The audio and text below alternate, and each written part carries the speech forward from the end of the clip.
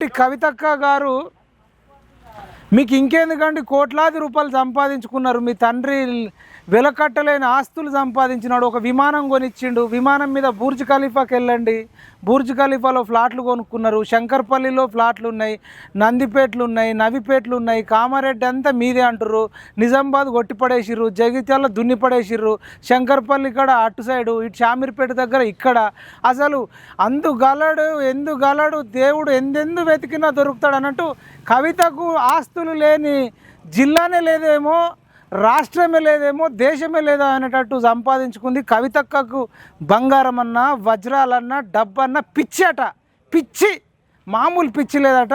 ఇప్పుడు అధికారం పోయి అది సంపాదించుకోలేకపోతున్నందుకు బాధపడుతుంది. నెక్స్ట్ బీసీలను అడ్డం పెట్టుకొని మళ్ళీ ఎట్లా కోట్లు గడించాలి. ఇప్పుడు మొన్న ఢిల్లీలో లిక్కర్ స్కామ్ చేసిన, ఇప్పుడు నేషనల్ అనుకుంటేవా ఇంటర్నేషనల్ అని చెప్పేసి పుష్పాలో అంటాడు కదా, నేషనల్ కాదు ఇంటర్నేషనల్ అని. నితీష్ కుమార్ రెడ్డి హాఫ్ సెంచరీ కొట్టిన తర్వాత పుష్ప ఫైర్ నేషనల్ కాదు ఇంటర్నేషనల్ అన్నట్టు రేపు కవిత నేషనల్ అనుకుంటేవా ఇంటర్నేషనల్ లిక్కర్ డాన్ అవుతా, లిక్కర్ మాఫియానే చేస్తా అనే లక్ష్యంతో ముందుకెళ్తున్నట్టు మనకు మరి బీఆర్ఎస్ వర్గాల్లోనే చాలామంది చెప్తున్నారు.